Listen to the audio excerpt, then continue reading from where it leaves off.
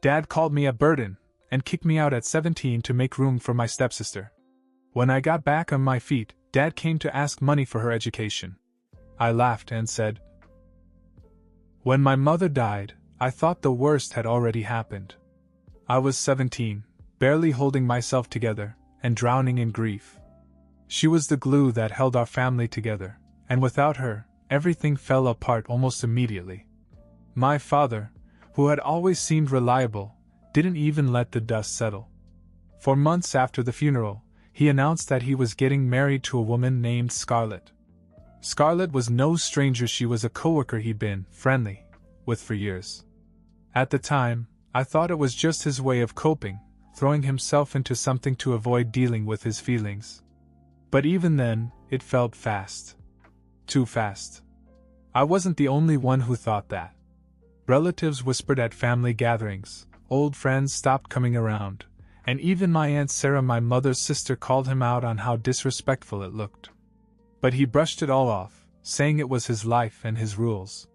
Scarlett wasn't the only new arrival. She had a daughter, Brittany, who was 16, just a year younger than me. They moved into our house within weeks of the wedding. I didn't even have time to adjust to my mother's absence before this new family came storming in. At first, I tried to make the best of it. Brittany and I were forced to share a room because Scarlett insisted on turning my mom's old office into her own space. "It's better for everyone that way," my dad told me. Brittany acted sweet around him, calling him Dad within a month and baking cookies like a sitcom daughter. Scarlett played the role of the perfect wife, doting on my dad in public and throwing subtle jabs at me in private. They pretended to be a perfect family unit, but I could see through it. The tension at home was unbearable.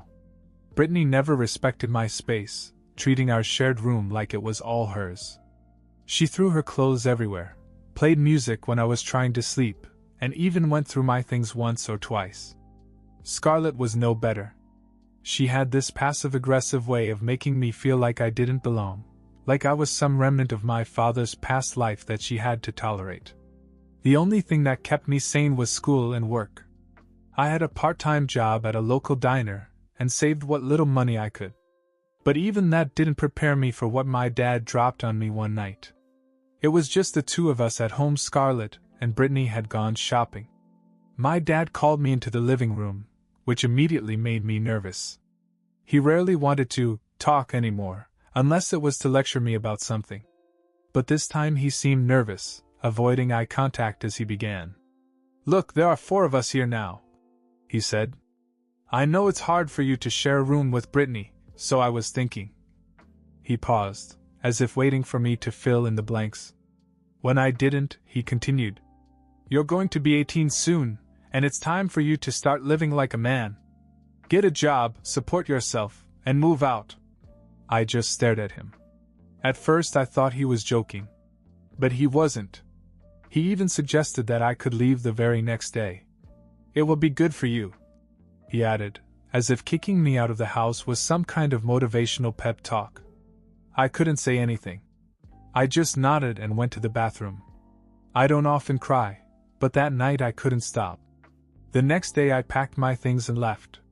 My dad didn't even try to say goodbye. He just acted like it was a normal day. I went to my Aunt Sarah's house, not knowing what else to do. She was shocked when I told her what had happened, but she didn't hesitate to let me stay with her. Her husband and son took me in as well, and for the first time in months, I felt like someone actually cared about what I was going through. That was the day I realized I was on my own. Living with Aunt Sarah was like a breath of fresh air. She and Uncle Chris treated me like family, something I hadn't felt in a long time. My cousin Jake, who was about my age, quickly became like a brother to me. He'd knock on my door to see if I wanted to shoot hoops or grab a burger. It was small stuff, but after everything I'd been through, it mattered. Still, I couldn't shake the bitterness I felt toward my dad. Every time I thought about him kicking me out of the house, I felt this mixture of anger and shame. I hated that I had cried over it. I hated that I even cared. But most of all, I hated how easily he had replaced me with Scarlett and Brittany. Aunt Sarah told me I could stay as long as I needed, but I didn't want to freeload. I took every shift I could at the diner, saving every penny. I even started doing odd jobs on the weekends, mowing lawns, walking dogs, whatever paid. It wasn't glamorous, but it kept me busy and gave me a sense of control. By the time I turned 18, I was juggling 3 different jobs. It was exhausting, but it felt good to know that I was on my own. Aunt Sarah and Uncle Chris have been my biggest cheerleaders. They helped me open a savings account, taught me how to budget, and even co-signed for my first car, a beat-up Honda Civic. Word of my dad's new life spread quickly through our family. At every holiday or gathering, someone would bring it up. Apparently, Scarlett and Brittany were still playing the perfect family act, but cracks were beginning to show. Brittany was skipping school and spending all her time with a sketchy boyfriend, while Scarlett had blown through most of my dad's savings on shopping sprees and spa days. "You're better off without her," Aunt Sarah told me one night. And I knew she was right. By the time I was 20, I finally felt like I had my life together.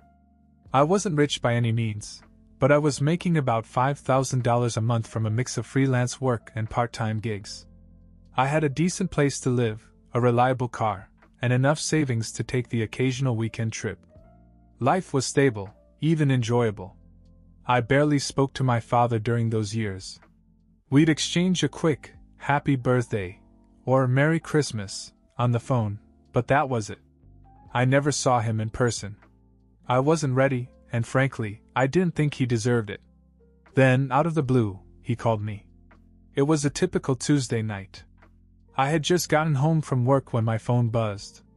His name flashed on the screen, and for a second I thought about ignoring it. But curiosity got the better of me. "Hey," I replied, my voice flat. "Hey, son," he said as if nothing had happened. "I was hoping we could talk. In person." I hesitated. "Why?"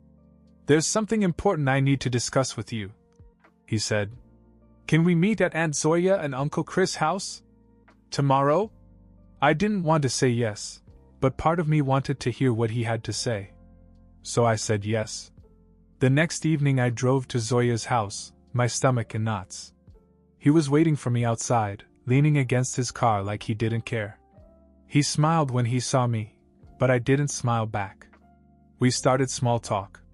He asked how I was, what I'd been up to, how work was going. I kept my answers vague, not giving him much to go on. After a few minutes, he got to the point. "I've seen some of your Instagram posts," he said. "You've been traveling, buying nice things. You seem to be doing well." I shrugged. "I'm doing well." He nodded, then hesitated before saying, "I was hoping you could help me with something." Here it was. I knew there must be a reason for this sudden interest. "What do you mean?" I asked. "It's Brittany," he said, as if I should have seen it coming. "She wants to go to college, but tuition is expensive. Scarlett and I were having trouble covering it." I stared at him, waiting for the punchline. But he was serious. "You have money now," he continued. "You're her brother. Don't you think you should help?" I couldn't help myself, I laughed. Not just a little chuckle, but a full, bitter laugh. "Are you serious?" I said. "You kicked me out of the house to make room for her, and now you want me to pay for her education?" He tried to backtrack and say it wasn't like that, but I wasn't having it. "You made it clear years ago where I stood in your life," I said. "Don't expect anything from me now." He called me selfish, said I was holding a grudge, but I didn't care. I told him we were done, got in my car and drove away. I thought that was the end of it. I had said my piece, driven away, and fully expected my dad to disappear from my life again. But it wasn't over. 2 weeks later, Scarlett called. I barely recognized her voice at first because I hadn't spoken to her directly in years. She skipped the pleasantries and got right to the point. "Your father's been a wreck since your little stunt," she said, her tone sharp. "He barely eats, he's stressed all the time. Do you really hate him that much?" "Scarlett, I don't know what you think is going on here," I said, already regretting picking up the phone.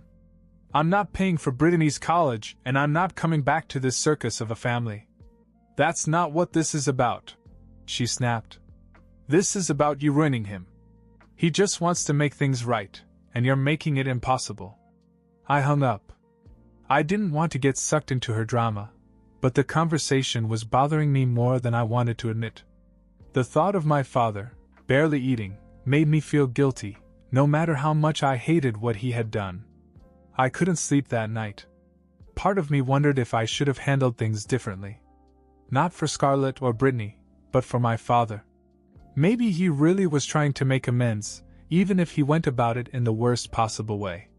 Then, out of nowhere, another twist came crashing into my life. It was a Sunday afternoon, and I was working on a freelance project when Aunt Sarah called. Her voice was shaky, almost panicked. "Did you hear about your dad?" she asked.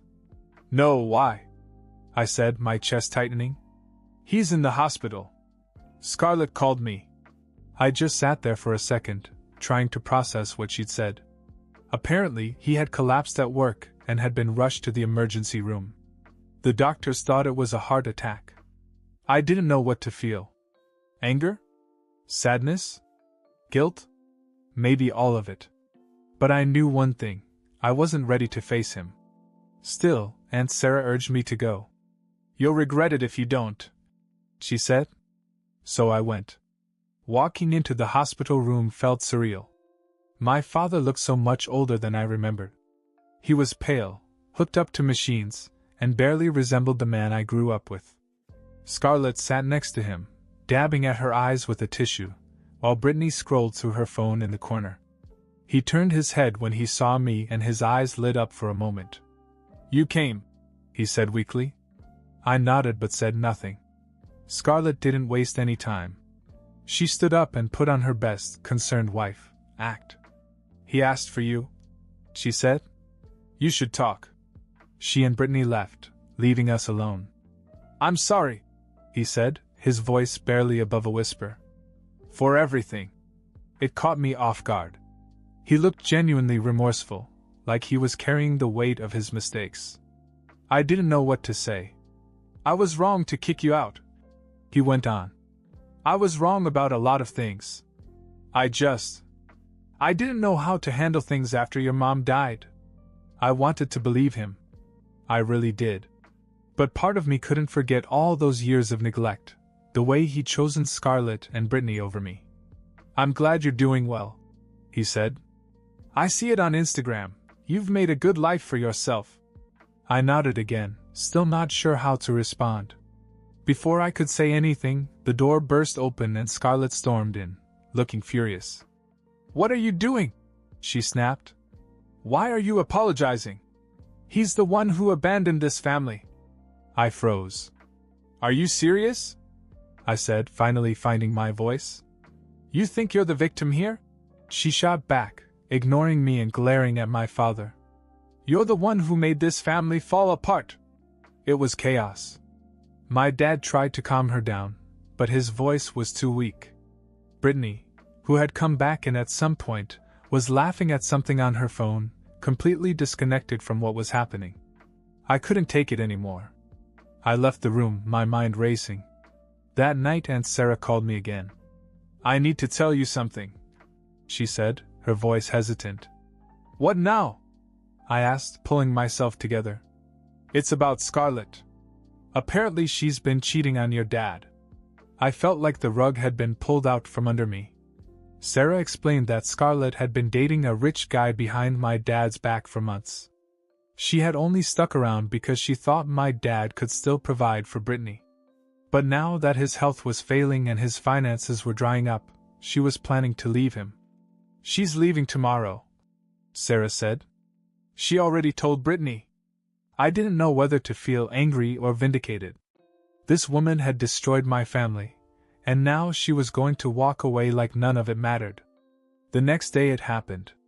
Scarlett packed her things, took Brittany, and left my father alone. For the first time in years, he called me, not to ask for money or help, but just to talk. "I don't know what to do," he admitted. I didn't have an answer for him. After Scarlett left, my dad hit rock bottom.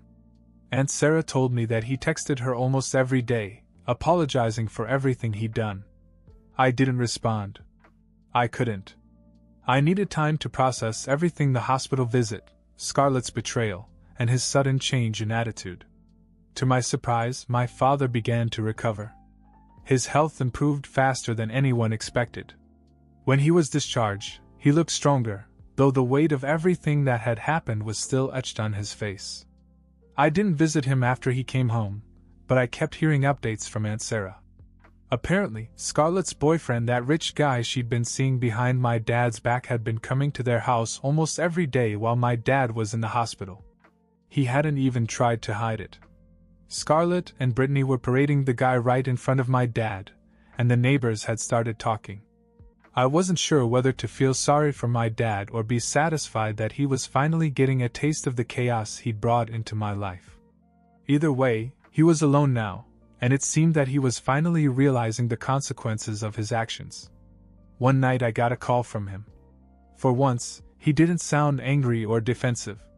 His voice was calm, almost hesitant. "I know I don't deserve this," he began. "But can you come over? I just want to talk. No drama, no demands. Just talk." I wasn't sure why, but I said yes. When I walked into the house, it was like walking into a ghost town. The place was eerily quiet, stripped of Scarlett's gaudy decorations and Brittany's endless clutter. My father was sitting at the kitchen table, staring at a cup of coffee as if it held all the answers. He looked up as I walked in, and for the first time in years, I saw the dad I used to know, the one from before everything fell apart. "I screwed up," he said without any preamble. "I let you down. I let everybody down." I didn't say anything, just pulled out a chair and sat across from him. "I thought I was doing the right thing back then," he went on. "I thought starting over with Scarlett would make me happy, but it just tore us apart. And I see that now. I see how much I hurt you." He didn't cry, but his voice broke as he spoke. "I never should have thrown you out. I never should have put her in front of you. I'm so sorry." For the first time, it felt like he really meant it. Not just words to smooth things over, not an apology to manipulate me into doing what he wanted. He looked genuinely sorry, like he'd been carrying the weight of his mistakes and was finally ready to admit them. "I know I can't make up for the past," he said, "but I want to try. If you'll let me." I sat there for a long time, staring at the man who had once been my hero, the man who had also caused me so much pain. I didn't know if I could forgive him, not yet. But part of me wanted to believe that people could change. "I appreciate the apology," I finally said. "But I'm not ready to go back. I've built a life with Aunt Sarah, and I'm happy there." He nodded, his shoulders slumping slightly, but he didn't argue. "I understand," he said. "Just don't shut me out completely. Please." I promised I wouldn't, and I meant it. But I also knew I had to keep my distance, at least for now. As I left the house, I felt a strange mix of emotions: relief, sadness, and maybe even a glimmer of hope. My dad wasn't perfect. He never would be. But for the first time in years, it felt like he was really trying. 6 months passed, and things began to change, not dramatically, but enough to feel different. My weekly visits with my father became routine. At first, they were awkward. The conversation stayed on the surface: work, the weather, how the neighbors were doing. But over time, we began to connect again, little by little. He seemed different, calmer, almost humbled. The house felt different too. It was like a piece of my mom had been brought back: her old photos on the walls, the little figurines she used to collect neatly lined up on a shelf. My dad even mentioned how he'd started taking care of her old garden in the backyard. One day he surprised me. "I've been thinking," he said as we sat in the living room. "I owe a lot of people an apology. Not just you, but everyone I've hurt." It wasn't like him to admit such a thing. My father had always been stubborn, the kind of person who rarely said he was wrong. "I want to bring everyone together," he continued. "Just once. To say what I have to say." I wasn't sure what to think, but I agreed to show up when the time came. A few weeks later, he hosted a dinner at a local restaurant. He invited Aunt Sarah, Uncle Chris, and a bunch of relatives I hadn't seen in years. Some of them still seemed skeptical of him, unsure if he was serious about making amends. The dinner began like any other family gathering, polite small talk, passing plates of food, a few awkward silences. But after everyone had eaten, my father stood up and cleared his throat. "I want to thank you all for coming," he began, his voice steady but low. "I've made a lot of mistakes. I've been selfish. I've let people down, especially my own son." He looked at me, his expression soft. "I thought I was doing what was best for me, but I hurt the people who mattered most." The room fell silent as he continued. "I know I can't go back and undo what I did, but I want you all to know how deeply sorry I am." He paused and took a deep breath. "And I miss them. Every single day I miss them." He didn't have to say her name. Everyone knew he meant my mother. It wasn't a dramatic moment, no tears or outbursts. But you could feel the weight of his words. For the first time in years, he wasn't deflecting or making excuses. He was just honest. After that night, the tension that had hung over our family for so long began to ease. Things weren't perfect, too much had happened for that, but they were better. My father stayed in the house, working part-time and spending his weekends in the garden or visiting old friends. As for me, I decided it was time to move out of Aunt Sarah's house. I found a small apartment near where I worked. It wasn't much, just a little one-bedroom with a leaky faucet and creaky floors, but it felt like a fresh start. Aunt Sarah and Jake helped me move in, and when we were done, we sat on the floor eating pizza and laughing. Life went on for everyone. My dad and I stayed in touch and still saw each other every week. Aunt Sarah and Uncle Chris remained the rock of the family, always there to support me when I needed them. The resentment I had carried for so long began to dissipate, replaced by something I hadn't felt in years: peace. Life slowly settled into a rhythm. My father and I continued our weekly visits, and while things would never be the same, the anger I'd carried for years was gone. He seemed determined to be better, not just for me, but for himself. I stayed in my small apartment, enjoying the independence it gave me. Aunt Sarah still checked in regularly, sometimes dropping by with homemade meals or inviting me to family dinners. Even though I'd moved out, I knew I'd always have a place with her if I needed it. My father stayed busy, tending to the garden and catching up with old friends. He even joined a local book club, which was so unlike him that I almost didn't believe it when he told me. One Saturday, as we sat on his back porch drinking coffee, he said, "You know, I've been thinking a lot about your mom lately. She wouldn't be proud of the way I handled things, but I hope she'd be proud of what I'm trying to do now." I didn't know how to answer, so I just nodded. Sometimes words weren't necessary. We were far from perfect, but for the first time in a long time, it felt like we were okay.